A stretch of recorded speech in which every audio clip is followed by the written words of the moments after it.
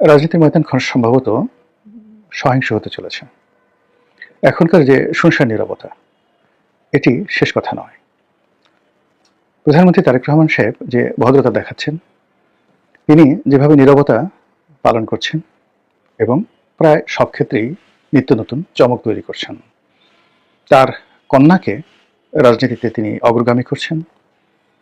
তারপর বড় বড় চেয়ারের পরিবর্তে ছোট ছোট চেয়ারে বসে তিনি কাজ সারছেন, যেখানে সেখানে গাড়ি থামিয়ে দিচ্ছেন, যেখানে ইচ্ছা সেখানে তিনি হেঁটে হেঁটে চলে যাচ্ছেন। বইমেলা থেকে তিনি হেঁটে সচিবালয়ে চলে আসলেন। এই ধরনের কাজ তিনি যত বেশি করছেন, ধরে নিতে হবে যে তিনি দীর্ঘমেয়াদে ক্ষমতায় থাকার জন্য জনগণের যে সন্তুষ্টি, বিশ্বাস এবং আস্থা অর্জনের চেষ্টা করছেন।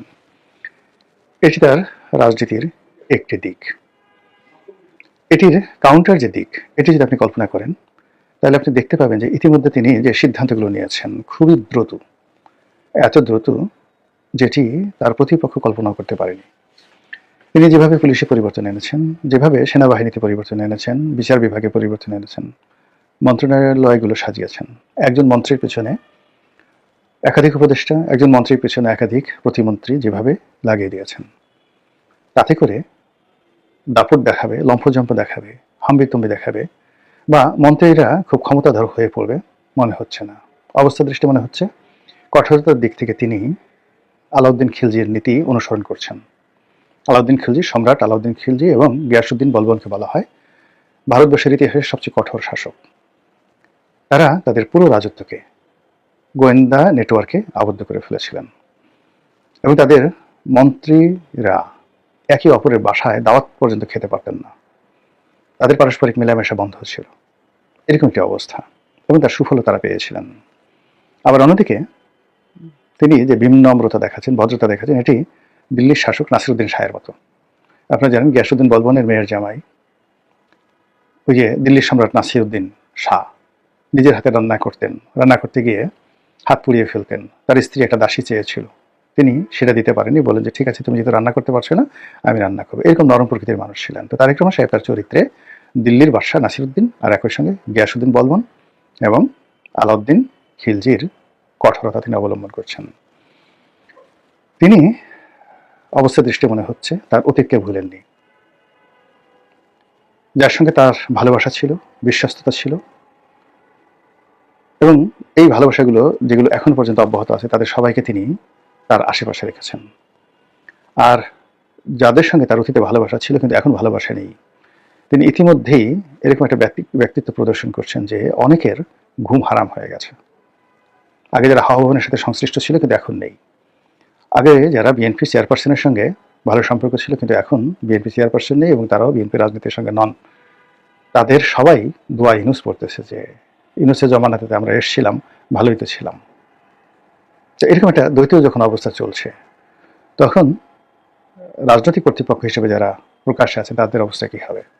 সঙ্গতির কারণে এদের উপরে তাপ আসবে, চাপ আসবে। ইতিমধ্যে আপনারা দেখেছেন যে রুমিন ফারহানা তার নির্বাচনী এলাকাতে ব্যাপকভাবে লাঞ্ছিত হয়েছেন, অপমানিত হয়েছেন, এবং এভাবে যদি চলতে থাকে তিনি এই ঢাকাতেও আগামীতে খোলামেলা চলাফেরা করতে পারবেন না। আওয়ামী লীগ জমানাতে যেভাবে দিদারসিস শেখ হাসিনাকে গালাগাল করতেন, যেভাবে ডক্টর মোহাম্মদ ইউনূসের জমানাতে গালাগাল করতেন, এমনকি ডক্টর মোহাম্মদ ইউনূসের জমানাতে যেভাবে বিএনপির সমালোচনা করতেন তিনি, সেটা অবস্থা দৃষ্টি মনে হচ্ছে তিনি পারবেন না, একেবারেই পারবেন না। তিনি যতই হাঁসের মালিক হন, হাঁসকে আদর করেন, যতই তিনি রায়বাগানি হন, রাষ্ট্রশক্তির সঙ্গে আসলে পারা যায় না। আর তিনি এমন একটা অবস্থায় পৌঁছে গেছেন, সব কথা, তিনি আমার খুব স্নেহভাজন ছোট বোন, সব কথা বলা যাবে না, তিনি খুব ভালো করে জানেন। তার ব্যক্তিগত জীবন, তার পারিবারিক জীবন, তার রাজনৈতিক জীবন বিএনপির সাথে এমন জটিলতা তৈরি করেছে, সেই জটিলতার সঙ্গে অনেক কিছু জড়িত, যেটি তিনি রাতারাতি সমাধান করতে পারবেন না। মরে গেলেও তিনি সমাধান করতে পারবেন না। আজ জাহিদকে, ডাক্তার জাহিদ, যে তাকে যে মন্ত্রী পরিষদে নেওয়া হলো, উপদেষ্টা মণ্ডলীতে নেওয়া হলো, মূলত রুমিন ফারহানাকে অপমান করার জন্য। আপনারা তো সবাই জানেন যে ডাক্তার জাহিদের সাথে রুমিন ফারহানার যে একটা স্ক্যান্ডাল, এটি না মানে রুমিন ফারহানা বা জাহিদ কেউ কোনো কথা বলেননি, কিন্তু এই স্ক্যান্ডালটা সারা বাংলাদেশে মশহুর হয়ে গেছে। তার প্রেক্ষিতে রুমিন ফারহানা নদীর ওপারে আর অপর পারে জাহিদকে যখনই তুলে ধরা হলো, হিমালয়ের চূড়ায় বসানো হলো, এটা রুমিন ফারহানাকে অপমান করার জন্য। এতে কোনো যাকে বলা হয় সন্দেহ নেই। আবার অন্যদিকে রুবিন ফারহানার আরেকটি ব্যক্তিগত বিষয় নিয়ে জনাব তারেক রহমান সাহেব তার প্রতি কতটা বিরক্ত তিনি সেটা খুব ভালো করে জানেন। কাজেই যারা এই ভিতরে ঘটনা জানে না তারা হয়তো রুবিন ফারহানা ওখানে স্বতন্ত্র নির্বাচন করে এসেছেন, জয়লাভ করে এসেছেন, হাঁস মাস রায় চলে আসছেন, তিনি খুব হাসি খুশি এতে তালি বাজাচ্ছেন। কিন্তু যদি তারেক রহমান সাহেব প্রতিহিংসা পরায়ণ হন, যেটিকে বলা হয় ভিনডিকটিভ, তাহলে রুবিন ফারহানার খবর আছে, ভীষণ রকম খবর আছে। আর যদি তিনি ভিনডিকটিভ না হন, প্রতিহিংসা পরায়ণ না হন, তবুও রুবিন ফারহানার রাজনৈতিক ভবিষ্যৎ যতদিন তারেক রহমান সাহেব আছেন এখানে কোনো রকম সম্ভাবনা নাই। বরং অতি উৎসাহী যারা লোকজন রয়েছেন তারা তারেক রহমান সাহেবকে খুশি করার জন্য অলক্ষ্যে অনেক কিছু ঘটিয়ে ফেলতে পারবেন। কাজেই আমার যে প্রিয় বোন তাকে সাবধান হতে হবে। একই সঙ্গে আমার ছোট ছোট যারা ভাই সার্জিস, হাসনাত, মাহফুজ, তো তারাও আগের মতো করে চলাফেরা করতে পারবেন না। ইতিমধ্যে যে মাসুদ হাতিয়া থেকে এমপি হয়েছেন, মংলা মাসুদ, তো তিনি তার এলাকাতে মারামারি হয়েছে বিএনপি এবং আওয়ামী লীগের সঙ্গে। নির্বাচন এলাকায় তিনি ওইবার আসছেন, দ্বিতীয়বার তিনি আর এই কাজ করতে পারবেন না। ঢাকাতেও তিনি সেই যে পোর্টে কি করেছেন তার বিরুদ্ধে নিঃসন্দেহে দেখবেন খুব দ্রুত দুর্নীতির মামলা হবে, খুব দ্রুত দুর্নীতির মামলা হবে। এটা থেকে তিনি রক্ষা করতে পারবেন না। এবং একইভাবে অন্যান্য যে সকল জুলাই বিপ্লবী আছেন, প্রথমত তাদের বিরুদ্ধে প্রচার চালানো হবে, অপপ্রচার চালানো হবে। তারপর তাদের ব্যক্তিগত জীবন নিয়ে নানা রকম প্রশ্ন করা হবে, তাদের ইমেজ সংকটে ফেলে দেওয়া হবে এবং একটা সময় তারা ধৈর্য হারিয়ে ফেলবেন। এবং ধৈর্য হারিয়ে ফেলানোর পরে একটা যে কোনো একটা অকারেন্স ঘটে গেলে এবং তার প্রেক্ষিতে যদি হুট করে সরকার একটা সিদ্ধান্ত নিয়ে ফেলে, কাউকে অ্যারেস্ট করে ফেলে, কারো কিছু বলার থাকবে না। এবং এটা ঘটে, অনেক ঘটে। আমার নিজের জীবনে তো দেখুন যে এই যে ইন্ডিপেন্ডেন্ট টেলিভিশনের যে ঘটনাটি আমার জীবনে ঘটলো, এটা প্ল্যান্ড। দীর্ঘদিন ধরে 2 মাস 3 মাস ধরে আমাকে প্রভোগ করা হচ্ছিল, আর 3 মাস ধরে আমি ধৈর্য ধারণ করছিলাম যে ধরনের ঘটনা যেন না ঘটে।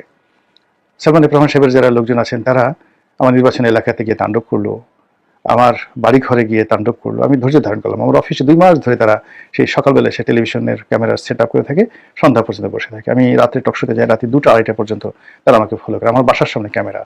মানে এই 2 মাস যাবত যে কাজগুলো করেছে সেগুলোকে ইগনোর করে আমি আমার মতো করে চলছিলাম। কিন্তু একটা সময় এসে অল অন এ সাডেন দেখা গেল যে ছোট্ট একটা যে দুর্ঘটনা, সেই দুর্ঘটনার ফলে ওই ছোট্ট একটা ভিডিও ফুটেজ তারা নিয়ে সেটার মাধ্যমে আমার পুরো রাজনৈতিক ক্যারিয়ার, মানে আমার জেলে যাওয়ার সঙ্গে সঙ্গে আমার অভিমান, শেখ হাসিনার প্রতি আমার যে বিশ্বাস এবং আস্থা সেটা নষ্ট হয়ে যাওয়া, এমপিগিরি করার প্রতি আমার যে আগ্রহ, সেই আগ্রহটা পার্মানেন্টলি নষ্ট হয়ে যায় ওই একটি ঘটনার মাধ্যমে।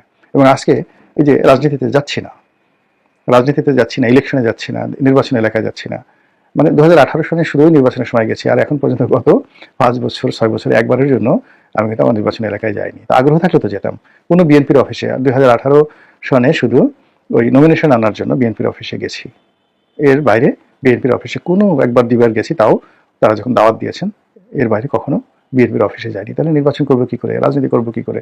এবং এটা শুরু হয়েছিল কিন্তু সেই যে ইন্ডিপেন্ডেন্ট টেলিভিশনের ঘটনা, যখন আপনাকে প্রভোগ করা হয়, প্রভোগ করার পরে যখন আপনি আনএক্সপেক্টেডলি একটা দুর্ঘটনার মধ্যে জড়িয়ে পড়বেন, ওটা আপনার মোরাল ক্যারেজ নষ্ট করে দেয়। এখন যারা এই জুলাই আগস্ট বিপ্লবের নেতা, তাদের মূল শক্তি কি? তারা অর্থনৈতিকভাবে আমাদের সবার চেয়ে দুর্বল, অনেকের চেয়ে দুর্বল। পারিবারিকভাবে তারা তেমন কেউ নয়, শারীরিকভাবে তারা মহাবীর সেই আলেকজান্ডারের মতো নয়, কিংবা মহাবীর হানিবলের মতো নন, তারা আমাদেরই ছোট ভাই, সন্তান তুল্য। তো তাদের মূল বিষয়টা কি? তারা একটি ভালো কাজ করেছেন এবং সেই ভালো কাজ করার ফলে তাদের একটা কনফিডেন্স গ্রো করেছে, আত্মবিশ্বাস গ্রো করেছে, এবং সেই আত্মবিশ্বাসটাই হলো তাদের মূলধন। তো সেই মূলধন এখন আর তারা ক্যাপিটালাইজ করতে পারবেন না, নগদায়ন করতে পারবেন না।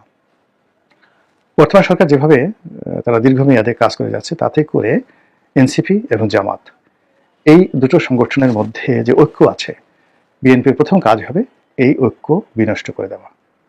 এবং এটা জামাত করতে বাধ্য হবে এবং যাকে বলা হয় এনসিপি করতে বাধ্য হবে, যদি তারা নিরাপদ থাকতে চায়। কিন্তু তারা যদি বেপরোয়া হয়, তাহলে সরকার তাদের বিরুদ্ধে বেপরোয়া হবে। প্র্যাকটিক্যাল একটি এক্সপিরিয়েন্স বলি, বিএনপি এবং জামাতের যে ঐক্যবদ্ধতা ছিল, আওয়ামী লীগ কিন্তু আসলে এরকম যুদ্ধাপরাধীদের বিচার টিচার করতে চায়নি, জামাতের বিরুদ্ধে তারা 100 যেতে চায়নি, বরং জামাতকে তারা বন্ধু হিসেবে পেতে চেয়েছিল। তাদের একমাত্র শর্ত ছিল যে তারা যেন বিএনপির জোট ছেড়ে আলাদা রাজনীতি করে, শুধু এতটুকু। 2009 সন পর্যন্ত তাদের এই দাবি ছিল। তারা যখন তালবাহানা শুরু করলো, তখন দেলোয়ার হোসেন সাঈদী সাহেবকে গ্রেপ্তার করা হলো। 3 মাস দেলোয়ার হোসেন সাঈদী সাহেবকে শুধু বোঝানো হয়েছে যে আপনি জামাতকে আলাদা করে ফেলুন, যদি জামাতের নেতারা না কথা শুনে আপনি আলাদা জামাত গঠন করুন, আমরা আপনাকে সাহায্য করবো। সাইদি সাহেব রাজি হননি। সাইদি সাহেব রাজি হননি, এবং সাইদি সাহেবকে যে 3 মাস পরে আটকে রাখা হয়েছিল তার বিরুদ্ধে কোথাও একটা জিডি এন্ট্রিও ছিল না বাংলাদেশে। পরবর্তীতে সবকিছু তৈরি করা হয়েছিল। তো এই যে দেখেন জামাত এবং বিএনপির মধ্যে যে ভাঙন, এই ভাঙন সৃষ্টি করার জন্যই আওয়ামী লীগ জামাতের প্রতি নিষ্ঠুর হয়েছে, বিএনপির প্রতি নিষ্ঠুর হয়েছে। এই কারণ হলো এই দুটো শক্তি যদি একত্র থাকতো, ওটি আওয়ামী লীগের স্বস্তিতে থাকতে দিত না, এবং সেই 2014 সনেই তাদের পতন হতো। তো সেই দিক থেকে এখন এনসিপি আর জামাত যদি একত্র থাকে, এই দুটো শক্তি, মানে এই দুটো শক্তি হলো 24-এর যে গণ অভ্যুত্থান, সেই গণ অভ্যুত্থানের মূল মাস্টার মাইন্ড, নায়ক, এবং তারা মানে এই গণ অভ্যুত্থানের যত ক্যাপিটাল, এগুলো সবই তাদের হাতে। তো কাজেই তারা রাতারাতি যে শক্তি অর্জন করতে পারে, জনগণের কাতারে মিশে যেতে পারে, তাদের সব কিছু করার অভিজ্ঞতা আছে। দুটো সংগঠনে যারা আছেন, এরা anything they can do better than BNP. তো রাজপথে এদেরকে একত্রে রাখা বিএনপির জন্য কোনো অবস্থাতেই নিরাপদ নয়। তারা এখানে ভাঙন ধরানোর চেষ্টা করবেন, আর যদি না ভাঙে তাহলে এই উভয় পক্ষের উপরই যে রাষ্ট্রীয় দমন পীড়ন যেটা হয়, এটি অনিবার্য, এতে কোনো সন্দেহ নেই। তাহলে সেক্ষেত্রে হাসনাত সার্জিসরা কী করবেন, রুমিন ফারহানা কী করবেন, জামাত কী করবেন, এটা তাদের, আমার শুধু কাজ ছিল বলা, আর বাকি তারা যে সিদ্ধান্ত নেবেন এটা তাদের বিষয়। আর সরকার যে কাজটি করবে এতে কোনো সন্দেহ নেই। কারণ হলো সরকারের এই জায়গাতে যদি জামাত থাকতো, রুমিন ফারহানা থাকতো, আওয়ামী লীগ থাকতো, তারা এই কাজটি করতো। এটাই রাজনীতির গণিত, রাজনীতির ভাষা। মহান আল্লাহ আমাদের সবাইকে হেদায়েত দান করুন এবং হেফাজত করুন। আসসালামু আলাইকুম ওয়া রাহমাতুল্লাহি ওয়া বারাকাতুহু।